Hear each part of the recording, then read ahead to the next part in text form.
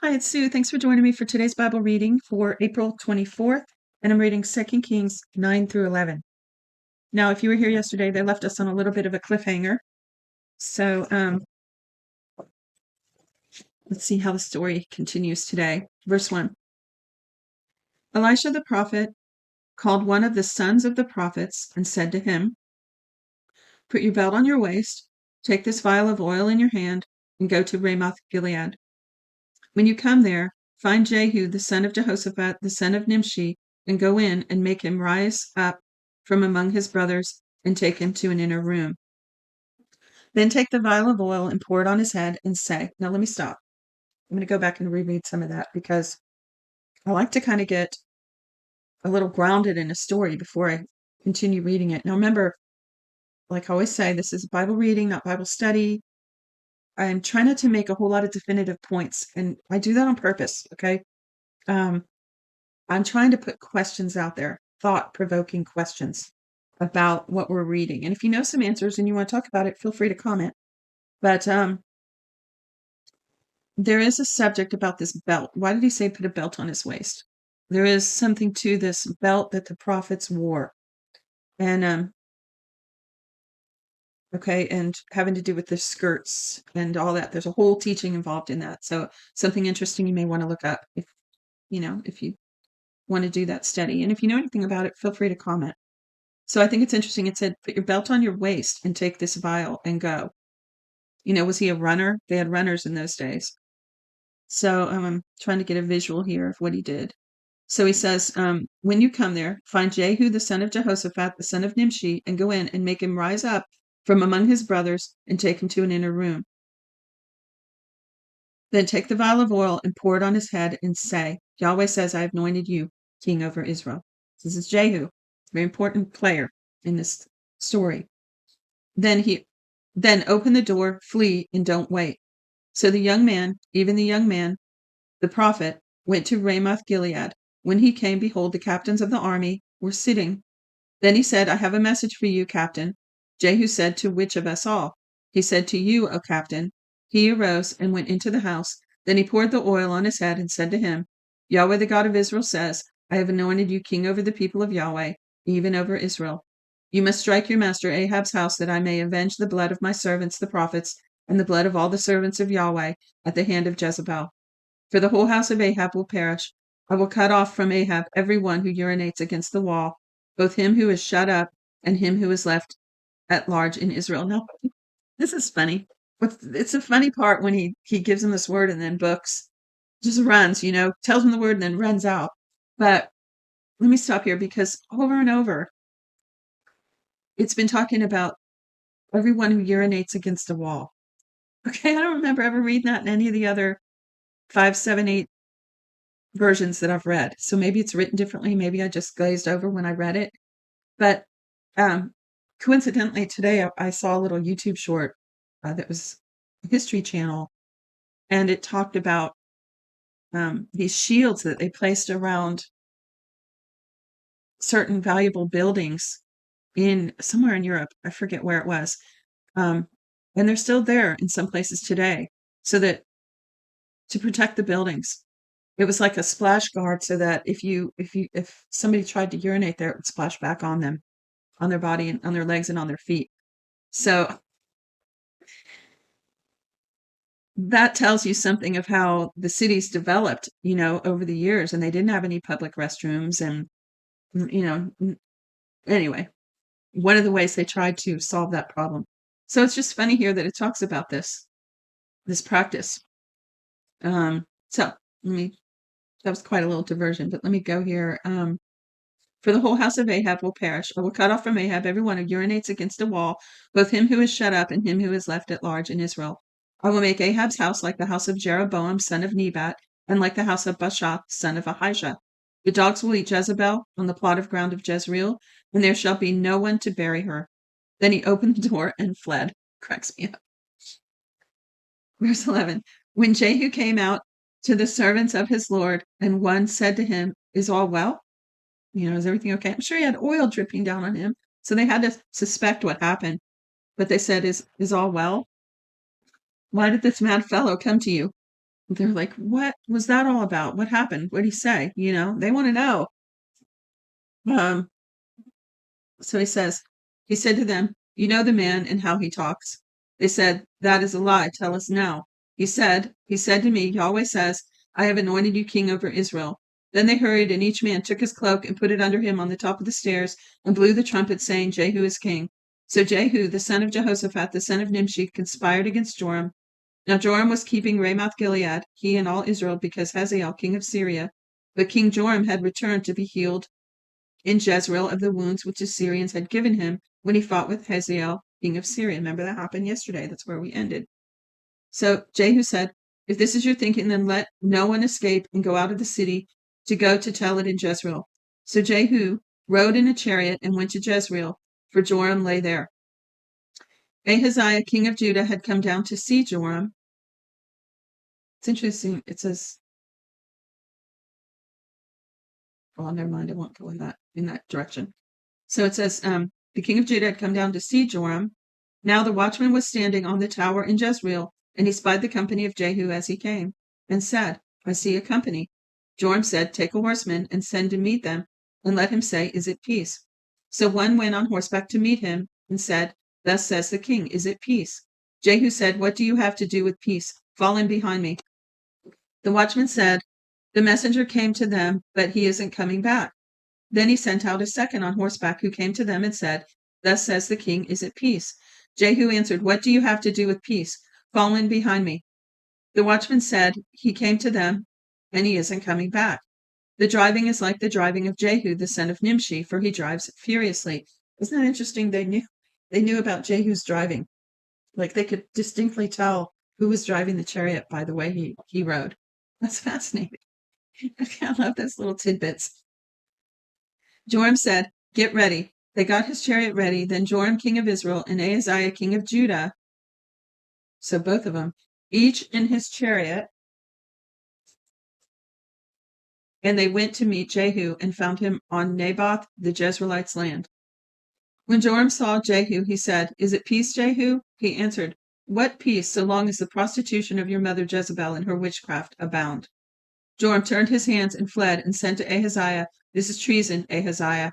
Jehu drew his bow with his full strength and struck Joram between the arms, and the arrow went out at his heart, and he sunk down in his chariot. Then Jehu said to Bidkar his captain, "Pick him up and throw him in the plot of the field of Naboth the Jezreelite. For remember how, when you and I rode together after Ahab his father, Yahweh laid this burden on him. Surely I have seen yesterday the blood of Naboth and the blood of his sons, says Yahweh, and I will repay you in this plot of ground, says Yahweh. Now therefore take and cast him into the plot of ground according to Yahweh's word." But when Ahaziah, okay, stop. This is a lesson learned right here, because this is an example of having a word of God, but also having to do something to help fulfill it. Because he knew that God had given this word that this vindication would come on that land, then he knew where to put Joram's body because of that word. Did you catch that? This is in chapter 9.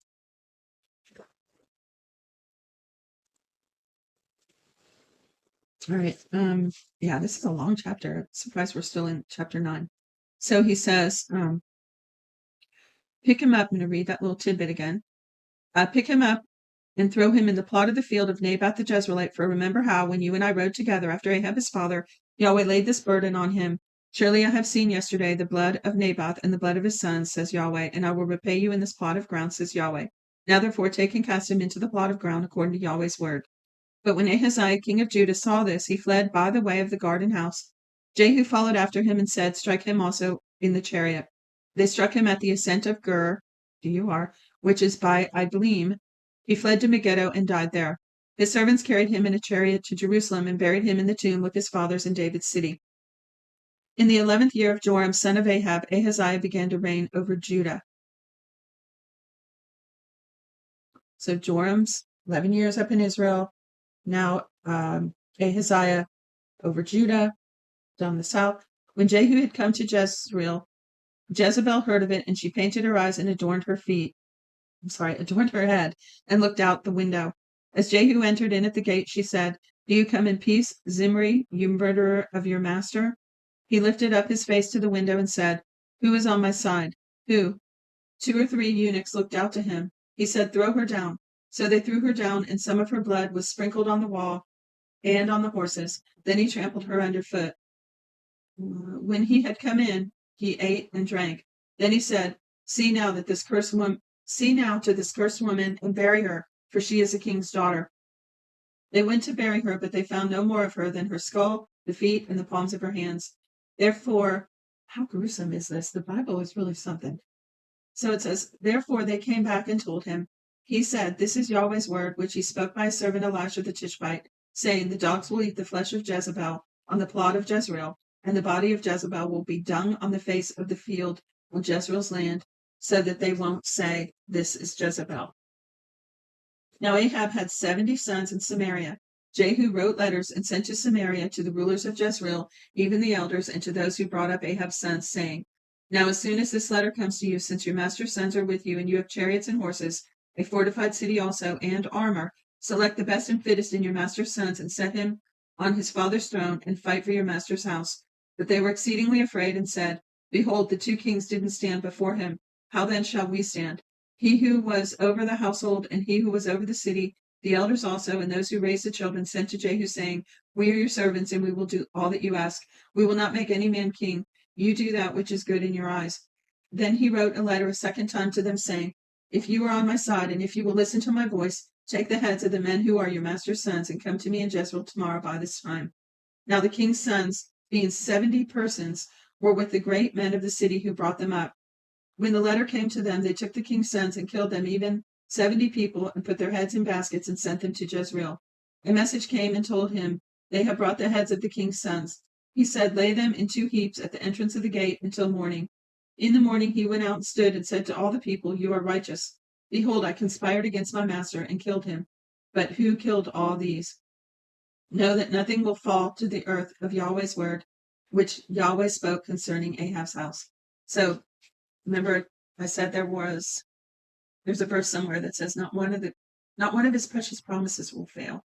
Not one of God's promises will fail. And here it is repeated here. Know now that nothing will fall to earth of Yahweh's word. Nothing. And so I also think it's interesting that he puts those 2 heaps of heads. I think that's just a part of securing his kingdom and establishing his rule, which seems and is barbaric and terrifying. Something terrorists would do. You can picture that. Never mind that thought. Well, you can just picture that in some terrorist societies, right, where they do these terrifying things by hanging the dead and letting everyone see them and using them for examples. But at the same time, even a righteous leader in these days has to use certain tactics to establish their rule, and it's really what's best and safest for the people, right? If he can secure his reign and the respect of the people, they're going to be that much safer. It's just food for thought. You even see that today with certain leaders. They may seem brash or arrogant or unconventional, diplomatic, and yet there are certain types of diplomacy that need to be much stricter and stronger statement in order to secure a country. And in some cases, though it may seem harsh, it's actually what's best. I think there's wisdom there. So find where I left off. So yeah, that's true even of a righteous leader. Okay, so just because he put those pile of heads, he said, lay them in 2 heaps at the entrance of the gate until morning, does not mean he was psycho. It was, you have to fight fire with fire sometimes. Verse 9. In the morning he went out and stood and said to all the people, "You are righteous. Behold, I conspired against my master and killed him, but who killed all these? Know now that nothing will fall to earth of Yahweh's word, which Yahweh spoke concerning Ahab's house. For Yahweh has done that which he spoke by his servant Elijah." So Jehu struck all that remained in Ahab's house in Jezreel, and with all his great men, his familiar friends, and his priests, until he left no one remaining. He rose and departed and went to Samaria. As he was at the shearing house of the shepherds on the way, Jehu met with the brothers of Ahaziah, king of Judah, and said, "Who are you?" They answered, "We are the brothers of Ahaziah. We are going down to greet the children of the king and the children of the queen." He said, "Take them alive." They took them alive and killed them at the pit of the shearing house, even 42 men. He didn't leave any of them. When he had departed from there, he met Jehonadab, the son of Rechab, coming to meet him. He greeted him and said to him, "Is your heart right, as my heart is with your heart?" Jehonadab answered, "It is." "If it is, give me your hand." He gave him his hand, and he took him up to him with him in the chariot. He said, "Come with me and see my zeal for Yahweh." So they made him to ride in his chariot. When he came to Samaria, he struck all who remained to Ahab in Samaria until he had destroyed him, according to Yahweh's word, which he spoke to Elijah.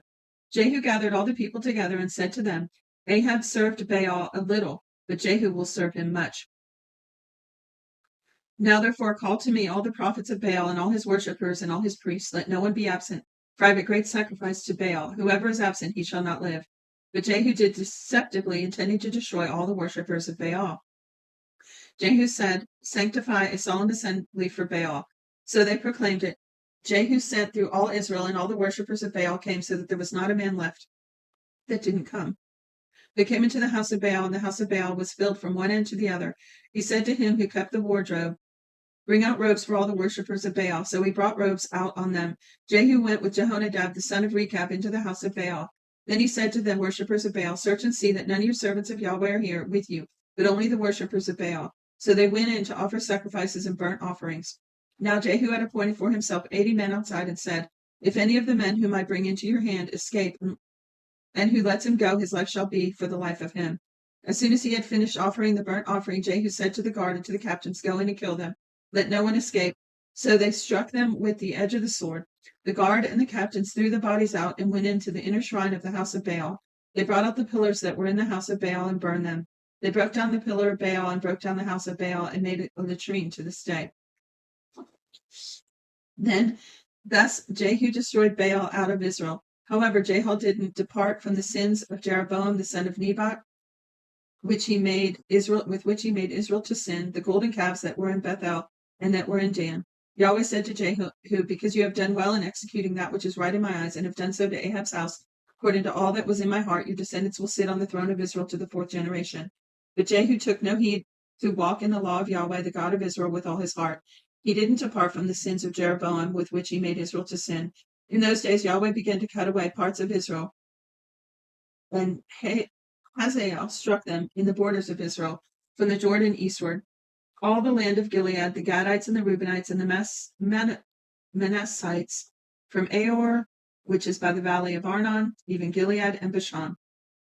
Now the rest of the acts of Jehu and all that he did and all his might, aren't they written in the book of the chariots of the kings of Israel? Jehu slept with his fathers, and they buried him in Samaria. Jehoaz his son reigned in his place. The time that Jehu reigned over Israel in Samaria was 28 years. Chapter 11, last one for today. Now when Athaliah, the mother of Ahaziah, saw that her son was dead, she arose and destroyed all the royal offspring. But Jehosheba, the daughter of King Joram, sister of Ahaziah, took Joash, son of Ahaziah, and stole him away from among the king's sons who were slain, even him and his nurse, and put them in a bedroom, and hid them from Athaliah, so that he was not slain. He was with her, hidden in Yahweh's house 6 years. Wow. 6 years they kept that kid in there hidden. That's amazing. 6 years while Athaliah reigned over the land. In the 7th year, Jehoiada sent and fetched the captains over hundreds of the Kerites and of the guard, and brought them to him unto Yahweh's house, and made a covenant with them, and made a covenant with them in Yahweh's house, and showed them the king's son. He commanded them, saying, "This is what you must do. A third of you who come in on the Sabbath shall be keepers of the watch of the king's house. A third of you shall be at the gate, sir, as you are, and a third of you at the gate behind the guard. So you shall keep the watch of the house and be a barrier. The 2 companies of you, even all who go out on the Sabbath, shall keep the watch of the Yahweh's house around the king. You shall surround the king, every man with his weapons in his hand, and he who comes within the ranks, let him be slain. Be with the king when he goes out and when he comes in." The captains of her hundreds did according to all that Jehoiada, now that's a centurion, isn't it? The captain over 100. Anyway, it says they did all that according to Jehoiada the priest commanded, and they each took his men, those who were to come in on the Sabbath and those who were to go out on the Sabbath, and came to Jehoiada the priest. The priests delivered to the captains over hundreds the spears and shields that had been King David's, which were in Yahweh's house. The guards stood, every man with his weapons in his hand, from the right side of the house to the left side of the house, along by the altar of the house around the king. Then he brought out the king's son and put the crown on him and gave him the covenant. Wow, and he's so young. And they made him king and anointed him, and they clapped their hands and said, "Long live the king." When Athaliah heard the noise of the guard and of the people, and she came to the people into Yahweh's house, and she looked, and behold, the king stood by the pillar, as the tradition was, with the captains and the trumpets by the king, and all the people of the land rejoiced and blew trumpets. Then Athaliah tore her clothes. So here is a huge rejoicing when the people see that the actual rightful king is put in place, because the throne had been usurped. So they protected him and set it up so he could be restored to the throne, and great rejoicing. Remember that the great joy that comes when you put things in God's order.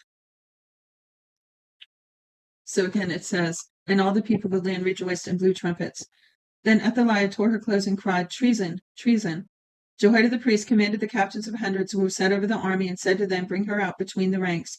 Kill anyone who follows her with the sword." For the priest said, "Don't let her be slain in Yahweh's house." So they made way for her, and she went by the way of the horses' entry to the king's house, and she was slain there. Jehoiada made a covenant between Yahweh and the king and the people, that they should be Yahweh's people, also between the king and the people. All the people of the land went to the house of Baal and broke it down. His altars and his images broke they in pieces thoroughly, and killed Matan, the priest of Baal, before the altars. The priest appointed officers over Yahweh's house. He took the captains over hundreds, and the Kerites, and the guards, and all the people of the land, and they brought down the king from Yahweh's house, and came by the way of the gate of the guard to the king's house. He sat on the throne of the kings. So all the people of the land rejoiced, and the city was quiet. They had slain Athaliah with the sword at the king's house. Jehoash was 7 years old when he began to reign. That's it for today. Thanks for listening. God bless you.